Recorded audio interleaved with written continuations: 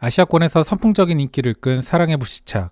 이 드라마는 특히 일본에선 4차 한류붐의 기폭제가 됐다는 평가도 받습니다. 그런데 아시아권 인기가 너무 폭발적이어서 그런지는 몰라도 서구권에선 어필하지 못하는 동양인들에게만 인기 있는 장르라는 선입견이 있는데요. 하지만 사랑의 불시착은 넷플릭스에서 스트리밍되기 시작하면서 북미 드라마 순위 6위까지 올라갑니다. 평가도 좋아서 워싱턴 포스트와 포브스에서는 반드시 봐야 할 해외 드라마 2019년 최고의 한국 드라마라 라는 평가를 받기도 했습니다. 오늘은 최근 넥스트 애비뉴에 올라온 한국 드라마에 대한 기고문을 가져와 봤습니다. 그 제목은 사랑의 불시착, 한국 드라마에 대한 놀라운 열정입니다. 참고로 넥스트 애비뉴는 미국 공영방송 시스템인 PBS의 일부인데요. 50세 이상을 위한 뉴스 서비스를 제공하는 비영리 공공 미디어입니다. 이번 기사는 이러한 실버 세대를 위한 매체라는 점을 염두에 두고 보시면 좋습니다.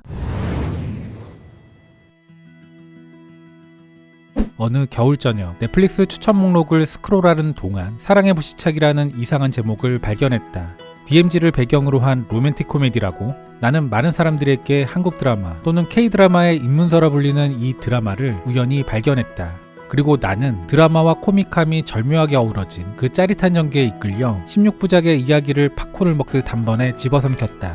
그로부터 1년 후 22개의 K-드라마를 섭렵하게 된다. 사랑의 불시착 또는 이 드라마 팬들 사이에 통용되는 클로이와 같은 많은 한국 드라마들은 나를 감정적으로 취하게 만들었다.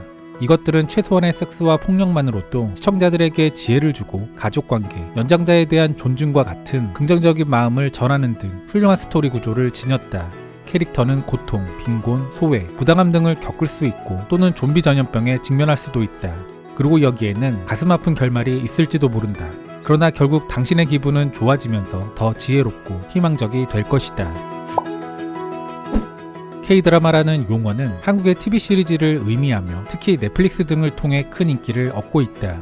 일반적으로 16개의 에피소드로 구성되며 각 에피소드는 약 1시간 동안 진행된다. 대부분의 팬들은 단 하나의 시즌을 보고 마지막 화에 이것이 해결되는 것을 보게 된다. 여기에 K-드라마에는 한국 최고의 작곡가와 아티스트가 참여한 OST도 포함되어 있다. 한국 작품들에서의 배우들 연기는 훌륭하다. 그리고 그 제작 방식은 시청자에게 사려 깊다. 이런 내부적 힘을 바탕으로 한국 드라마는 최근 몇 년 동안 크게 도약한다. 스탠포드대 동아시아 문화학과 교수이자 한국문화학자인 다프나 주루 교수는 말한다. 한국인들은 승리 공식을 생각해냈습니다. 그것은 적절한 시간 구성, 아름다운 OST, 기분 좋은 메시지 등입니다. 클로이 이전 내가 한국 엔터테인먼트에 대해 알고 있던 것은 K-팝이라는 용어와 방탄소년단의 이름 정도뿐이었다. 나는 그것이 아이들의 것이라 생각해왔다. 보통 미국인들은 한국 문화에 세계적인 폭발을 두고 청소년 현상으로 여기곤 한다. 그런데 한국 문화에 심취하다 보니 나처럼 50대 이상의 팬이 꽤 많다는 것도 알게 됐다. 나는 예술적으로 훌륭한 부분도 물론 있긴 하지만 공허함도 함께 느끼게 하는 미국 TV 시리즈에 실증이 났다. 한국 드라마는 힘든 시기에 내게 위안을 주었으며 내가 혼자가 아니라는 것을 알게 해줬다. 중년 남녀를 뜻하는 수많은 아줌마스와 아저씨즈뿐만이 아니다. 조부모를 뜻하는 할머니스와 할아버지즈도 많다. 나는 레짓의 K-드라마 그룹에 50세가 넘는 팬들의 생각을 묻는 글을 올렸다. 그리고 나는 150개 정도의 신중하고 열광적인 댓글을 받고는 충격을 받았던 기억이 있다. 뉴욕에 거주하는 52세의 스티브는 K-드라마를 쭉 지켜봐 왔다. 그는 한국 드라마가 미국 스트리밍 서비스가 남긴 공백을 채워준다 말한다. 그는 너무 슬퍼만 하지 않는 편안한 드라마로서 그 가치를 높게 평가한다. 한 젊은 여성은 70대 후반인 그녀의 부모가 은퇴 이후 K-드라마를 꾸준히 시청하고 있으며 주변에 적극 권하는 전도사가 됐다 말했다. 그녀는 그것이 브레이킹 배드와 같은 당시 엔터테인먼트 트렌드를 반영하는 드라마라 생각하고 있었다. K-드라마는 로맨스, 코미디, 스릴러, 일상물, 드라마와 역사, 법률, 의학, 공상과학과 공포 등 모든 장르에 등장한다. 드라마에는 설교까지는 아니고 건전한 미덕이 관통한다. 이는 다른 사람을 위한 희생의 가치, 사랑의 치유력, 정직, 성실 및 공동체에 관한 것 등이다. 중고등학생들을 위한 언어 프로그램인 랭귀지버드의 한국어 학과장인 사이나 도지어 박사는 말한다. 한국 드라마엔 순수함에 대한 향수를 불러일으키는 강력한 상상력이 있다고 생각합니다. 이는 민족성 및 국가 정체성과는 관련이 적지만 공동체 내에 존재하는 보편적이고 유토피아적인 방식과 관련이 있는 순수함입니다.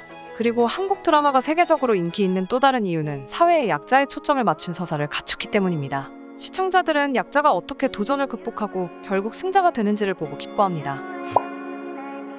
한국은 다른 동아시아 국가들과 마찬가지로 유교적 가치 중 하나인 효도를 중시한다.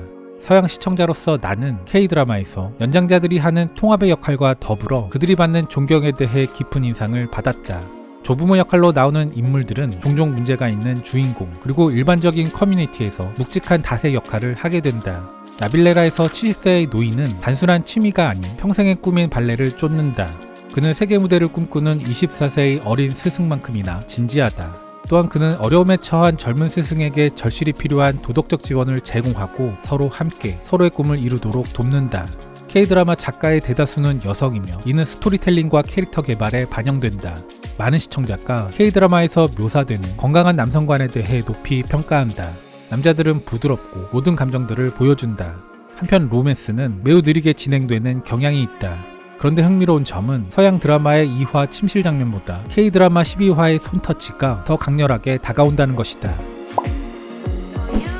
이제 많은 시청자가 한국어와 한국 문화에 대해 더 폭넓은 관심을 갖게 됐다. 그리고 한국 문화로 인한 긍정적인 효과 중 하나는 때때로 세대 간 공유가 된다는 점이다. 테네시주에 거주하는 리사 크레이그 씨. 그녀는 슈퍼 K-팝 밴드인 방탄소년단에 대한 딸들의 열정을 함께 공유하면서 한국에 대한 관심이 시작된 레디터 중 한 명이다. 크레이그와 그녀의 딸 첼시는 함께 한국 여행을 떠나 촬영장을 방문하고 한국 음식을 먹으며 한국의 역사와 문화를 흡수할 예정이다. 그렇다면 인디애나 크기의 이 국가가 어떻게 비즈니스, 기술 및 엔터테인먼트 분야에서 그토록 큰 글로벌 발자취를 남길 수 있었을까? 다프나 주루 교수는 한국이 일본과 이스라엘과 마찬가지로 번영을 구가하기 위해선 국민의 독창성에 의존하는 자원이 부족한 국가라 설명한다. 그들은 천연가스나 석유가 없기 때문에 사람들의 창의성과 그들이 자랑스러워하는 직업정신에 의존해야 합니다. 여기서 교육은 매우 중요한 가치가 있다. 한편 주루 교수는 한국 엔터테인먼트와 문화의 팬인 그녀의 학생들이 이미 많은 것을 알고 있다 말한다. 오늘날 제 학생들은 제가 알아내는데 몇 년이 걸린 것들을 이미 알고 있습니다. 한국은 오늘날 경제, 정치 및 문화 퍼즐의 열쇠를 쥐고 있다라는 것 말해요. 무엇보다 K-드라마는 좋은 이야기이고 잘 전달되는 이야기다. 루이지애나주에 거주하는 랜디 벌리 씨는 그가 좋아하는 K-드라마에 대한 긴 목록을 가지고 있다. 올바른 일을 하기 위해 노력하는 주인공에 대한 이야기, 문제에 대한 쉽고 빠른 해결책은 없지만 이를 해결하기 위해 최선을 다하며 결국엔 큰 보상을 얻는 이야기들 등이다. 그런데 이들 드라마에서 가장 중요한 것은 완전하게 재밌다는 것이다. 그는 등장인물들과 함께 울고 웃으며 끝까지 응원하게 된다 말한다. K-드라마에서 역경이 닥칠 때 그 해결책은 일반적으로 사랑과 공동체의 치유력에 있다.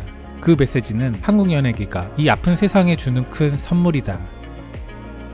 서구 드라마 2화의 침실 장면보다 한국 드라마 12화의 손잡는 장면이 더 짜릿하다는 표현이 개인적으로는 인상 깊었는데요. 시청자가 이런 느낌을 가질 수 있는 것은 결국 이야기를 풀어가는 힘, 그리고 배우의 연기 때문일 겁니다. 그러고 보면 드라마나 영화에서 가장 중요한 건 이야기 그 자체가 아닐까 싶습니다. 결국 기본. 이 기본기를 잃고 과거를 답습할 때 우리 엔터테인먼트도 쇠퇴하지 않을까, 뭐 그런 생각입니다.